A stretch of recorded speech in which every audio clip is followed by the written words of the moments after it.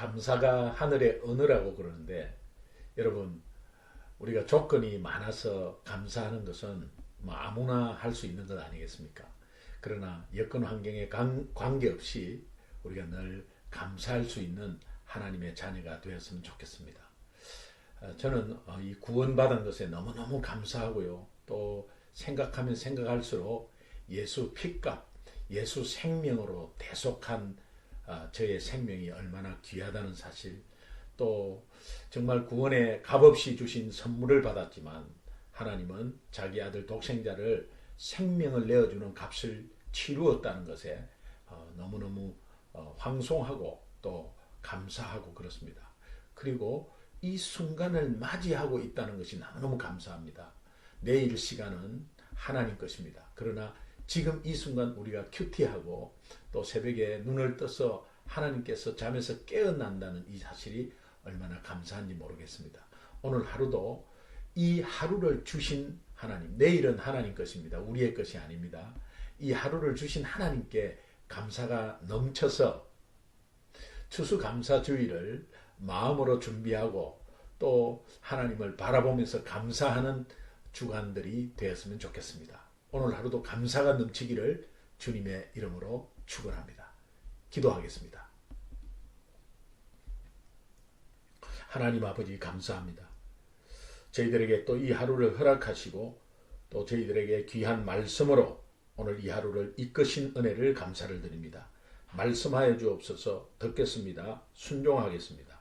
예수님의 이름으로 기도합니다. 아멘.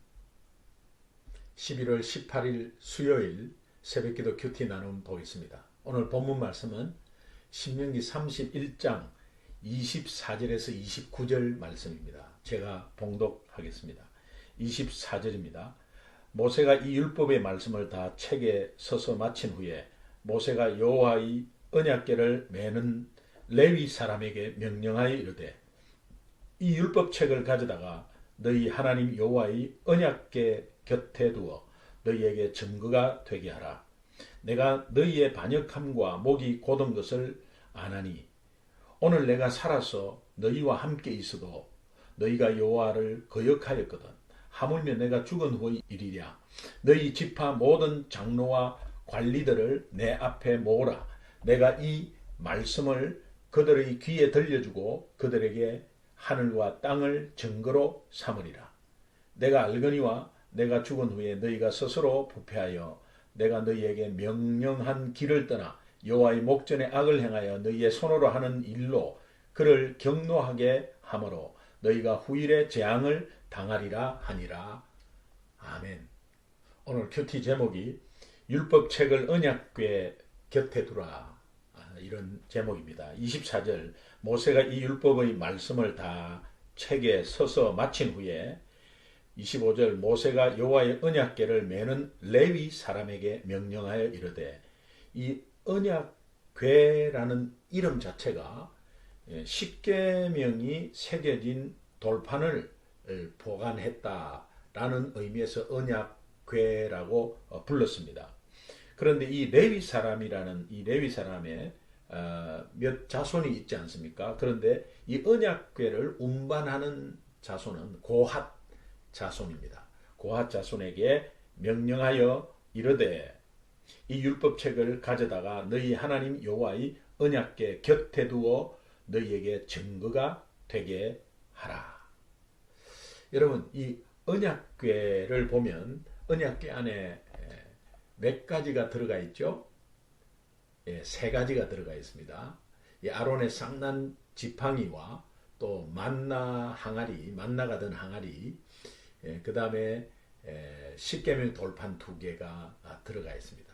그 안에 왜 그 언약궤 안에 그 세 개를 집어넣었냐 하면 이것이 인간의, 아니 이스라엘이 지은 죄의 대표적인 상징물들이었습니다.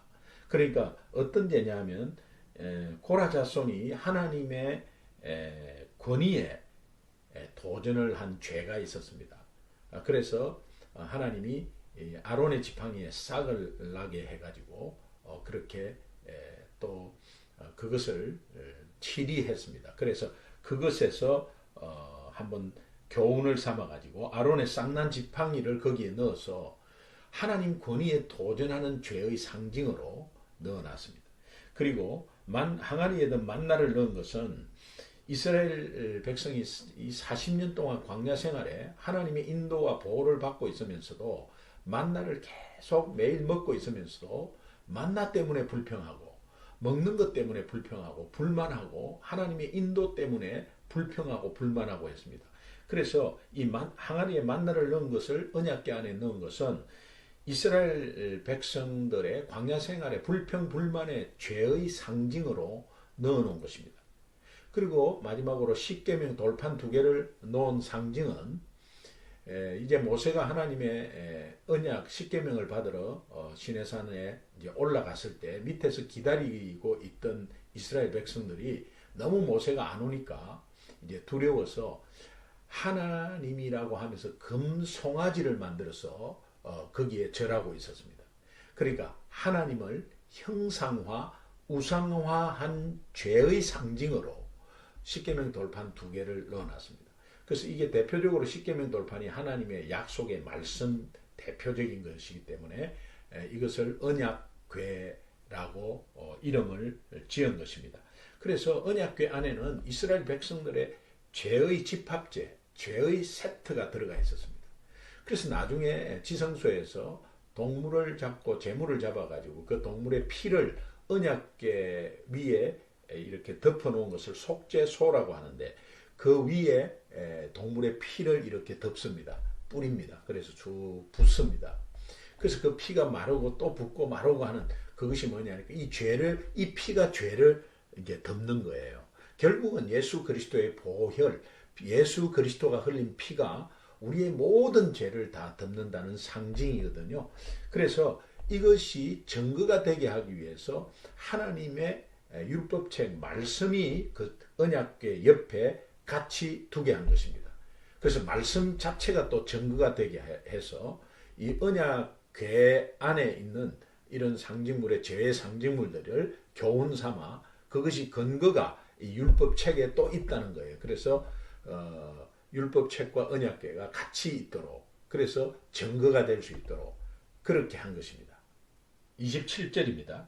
내가 너희의 반역함과 목이 곧은 것을 아나니 40년 동안에 경험했거든요. 모세가 이스라엘 백성들이 얼마나 불순종했는 것을. 그리고 오늘 내가 살아서 너희와 함께 있어도 너희가 여호와를 거역하여 불순종했는데 하물며 내가 죽은 후의 일이랴. 죽은 후에는 아마 더할 것이라는 것을 말하고 있습니다. 이것은 안타까운 모세의 마음을 표출한 것입니다. 다시 말하면 하나님이 이 백성들을 향해서 안타까운 마음을 가지고 있는 것을 표출한 것입니다. 여러분 오늘 우리 적용하면 하나님의 말씀이 모든 것을 회복하고 하나님의 말씀이 우리 삶의 기준이 되고 이 하나님의 말씀이 영적 싸움에서 이긴다고 그렇게 말해도 하나님의 말씀에 순종만 하면 그냥 얻어진다고 그렇게 말해도 오늘 우리는 내 고집대로 내가 주인 되어서 그 말씀을 읽지 않고 듣지 않고 하루하루를 계속 살아가는 그런 모습을 보면서 하나님의 안타까운 마음이 오늘 이 말씀을 통해서 우리에게 전해지는 말씀입니다. 그 하나님이 그 말씀을 전하면서 그 안타까운 마음을 전하면서 28절 너희 지파 모든 장로와 관리들을 내 앞에 다 모으라. 이것은 오늘 우리가 하나님 앞에 다 서 있는 것입니다. 말씀 앞에 서 있는 것입니다. 내가 이 말씀을 그들의 귀에 들려주고 그들에게 하늘과 땅을 증거로 삼으리라. 계속해서 우리에게 매일매일 들려주시는 것이 하나님의 말씀이지 않습니까? 이 말씀을 등한시하고 소홀히 하고 말씀을 또 들으면 무엇합니까? 들어서 그것을 조금이라도 실천하고 순종하는 삶이 되어야 됩니다. 이런 것들을 하나님께서 안타까운 마음으로 이렇게 정하고 하늘과 땅은 변치 않지 않습니까? 그 하늘과 땅을 변치 않는 것으로 증거를 삼아서 정말 하나님의 말씀이 얼마나 우리를 인도하고 있고 보호하고 있고 그 말씀에 순종하면 어느 정도 축복이 있는가 또 불순종하면 어느 정도 큰 저주가 있는가를 계속해서 말씀으로 들려주고 있다는 것입니다. 그리고 이제 29절에 내가 알거니와 내가 죽은 후에 너희가 스스로 부패하여 내가 너희에게 명령하기를 떠나 여호와의 목전에서 악을 행하여 너희의 손으로 하는 일로 그를 경노하게 하므로 너희가 후일의 재앙을 당하리라 하니라. 가나안 땅에서 정말 생명과 축복이냐 죽음과 화냐 이것을 둘 중에 선택해라 이런 뜻입니다. 그래서 이 정말 모세가 당부하는 내용에 그 안타까움과 간절함이 있죠. 예. 아무리 말해도 부족함이 없는데 하나님 말씀에 순종하면 축복이고 불순종하면 저주다. 이 둘 중에 하나 꼭 택해라. 예. 그러면 이 둘 중에 하나 택해라는 의미가 무엇입니까? 둘 중에 하나가 진짜 이거 불순종을 택하든지 순종을 택하든지 그렇게 하는 말씀이 아니잖아요. 예. 순종하라는 거예요. 그리고 하나님의 축복을 받으라는 거예요. 예비된 축복을 누리라는 거예요. 모세 사후에 이스라엘은 가나안 땅에서 죽음과 화의 길을 택했습니다. 너무 안타깝죠. 그 결과 하나님께서 예언된 저주가 그들에게 임한 것을 우리는 성경을 보고 알 수가 있습니다. 오늘 이 말씀을 보면서 율법책을 언약궤 곁에 두라 하는 의미를 잘 묵상하면서 우리 삶에 한번 적용해 보도록 하겠습니다. 아무래도 핵심 구절은 29절 말씀이 되겠습니다. 내가 알거니와 내가 죽은 후에 너희가 스스로 부패하여 내가 너희에게 명령한 길을 떠나 여호와의 목전에 악을 행하여 너희의 손으로 하는 일로 그를 경노하게 하므로 너희가 후일의 재앙을 당하리라 하니라. 오늘 여러분 이스라엘에게 말씀하시는 것이지만 하나님이 이 말씀을 통해서 우리에게 하시는 말씀이라고 믿으시면 내가 지금 내 고집대로 하고 있는 것들 없습니까? 또 내가 내 생각대로 하나님께 묻지 않고 그냥 하는 고집스럽게 치우쳐서 우리가 다 양 같아서 각기 제 길로 갔거늘 정말 내가 다 똑똑해서 내 고집대로 내 생각대로 가고 있는 것은 없습니까? 그렇다면 그것이 멸망의 길로 간다고 말씀하시고 또 그것이 결국은 후일의 재앙을 당한다고 하나님께서 말씀하시는데 이것이 두려워서가 아니고 하나님의 말씀은 하나님 이 말씀에 따라 순종하면 왜? 하나님이 우리를 구원하셨잖아요. 하나님이 오늘 이 순간도 오늘도 이 순간을 주셨잖아요. 그리고 지금까지 하나님이 계속해서 지켜주셨잖아요. 1년 동안 하나님께서 엄청난 은혜로 지금까지 지켜주셨잖아요. 그리고 정말 코로나19로 힘든 상황이었지만 하나님이 그래도 오늘 예배 드릴 수 있고 말씀 읽을 수 있고 먹을 수 있고 입을 수 있고 걸을 수 있고 말할 수 있고 움직일 수 있잖아요. 이것이 얼마나 감사한지 하나님의 전적인 은혜잖아요. 그렇다면 그것을 하나님이 주셨다고 생각하면 믿으면 하나님의 말씀에 귀를 기울여야죠. 당연한 거죠. 자연스러운 거죠. 예, 이것을 말씀하고 있는 것입니다. 율법책을 언약궤 옆에 두는 이유가 두 가지가 있습니다. 예, 첫 번째는 율법을 지켰을 때 받는 복, 또 지키지 않았을 때 받는 저주가 하나님이 주신 약속의 말씀에서 비롯되었다라는 것을 깨닫게 하기 위해서 언약궤 옆에 율법책을 두는 것입니다. 그리고 두 번째는 저주에 대한 백성의 불평과 억지스러운 주장을 미리 예방하기 위해서 그 말씀이 증거가 되었었다 옆에 두는 것입니다. 오늘 여러분 우리 옆에 항상 말씀이 있습니까? 그 말씀이 있어야 합니다. 다시 말하면 내 삶의 모든 기준은 말씀이라야 합니다. 내가 배운 경험, 학벌, 지식, 스펙 이것이 내 기준이 되면 안 됩니다. 여러분 성공의 기준, 성공이라는 게 무엇입니까? 돈 많이 버는 거? 아니잖아요. 행복이라는 게 무엇입니까? 여러분 행복을 추구하십니까? 말씀 안에 거하면 행복한 것입니다. 이것이 모든 것이 내 삶의 기준은 말씀이라야 되고 이 하나님의 말씀이 영적 싸움에서 꼭 이긴다는 확신이 있어야 돼요. 왜? 하나님은 영적 싸움에 하나님이 대신 싸우시는 것이고 또 하나님과 사탄이 붙으면 사탄은 꼼짝 못하잖아요. 그러나 내 힘으로 사탄을 이기려고 하면 우리가 집니다. 그러니까 우리는 하나님만을 의지하는 것이죠. 영적 싸움에서. 지금 영적 전쟁이거든요. 이 순간이 영적 전쟁입니다. 그러니까 영적 전쟁에서 이길 오직 도구는 하나님 말씀입니다. 이제 이런 것들을 좀 생각하면서 여러분 제가 두 가지 질문할게요. 첫 번째 질문은 여러분은 성경을 항상 내 곁에 두고 있습니까? 그리고 그 말씀에 순종하고 있나요? 다시 말하면 하나님의 말씀이 여러분 삶의 기준이 되고 있습니까? 어떤 것을 아이들 교육하는 데서 기준은 하나님 말씀. 오늘 기업하는 데 내 기준은 하나님 말씀. 내 가정생활의 기준은 하나님 말씀. 교회생활 기준 하나님 말씀. 내 신앙생활 기준 하나님 말씀. 내 사회생활 기준 하나님 말씀이 되어 있냐 이 말이죠. 예, 이것을 한번 꼭 돌아보시면 좋겠습니다.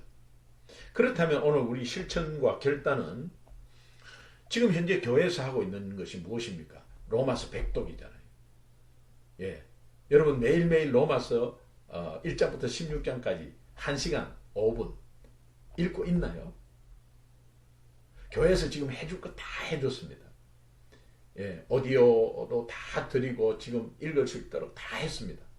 여러분 밥상까지 다 차려서 다 했습니다. 여러분은 젓가락 숟가락으로 먹기만 하면 됩니다. 여러분 이렇게 해서도 안 먹는다면 정말 여러분은 못된 것입니다. 예, 여러분 하나님 앞에 못된 거예요. 그러나 하나님은 지금도 기다리십니다. 여러분 늦지 않았습니다. 로마서 100독 참여하십시오. 정말 여러분 그럴 때 정말 30독 이상만 해보세요. 뒤집어진다니까요. 성령께서 그냥 놔두지 않습니다. 우리의 마음과 또 하나님께서 주신 말씀 가운데서 찔리고 또 깨우고 일어서고 하는 회복되는 역사가 엄청나게 크게 옵니다. 여러분 꼭 한번 실천해 보시면 좋겠습니다. 그리고 지금 하는 큐티 말이에요. 예. 큐티 매일매일 하나님이 그때그때 주시는 말씀 따라 그 말씀 묵상하면서 그냥 그 하루를 지내면 됩니다. 그러면 승리하는 거예요. 승리하는 거예요. 이것이 여러분의 삶의 기준이 되어서 꼭 자녀들과 함께 나누시기 바랍니다. 여러분만 은혜 받지 말고 자녀들에게 이것을 가르치는 거예요. 신명기가 그렇지 않습니까? 1.5세 2세들에게 지금 계속해서 이거 계속 가르치고 있지 않습니까? 그리고 모세는 노래를 만들어서 이것을 계속해서 어텐션하게 하라고. 예. 그것은 하나님 말씀에 순종하고 축복의 길로 더 접어들라는 하나님의 간절한 부탁이기도 합니다. 오늘 우리에게도 하나님이 동일하게 부탁하십니다. 오늘 하루도 하나님 말씀에 더 집중하고 또 감사하고요. 예. 그러면서 정말 내 삶의 오늘 하루의 삶의 기준도 하나님이다. 그리고 하나님 말씀이다. 그리고 이 오늘 하루의 영적 싸움은 이 말씀 때문에 이긴다라는 확신 가운데 오늘 하루도 즐겁고 기쁘고 감사가 엄청나게 넘치는 억수로 넘치는 그런 하루 되기를 주님의 이름으로 축원합니다.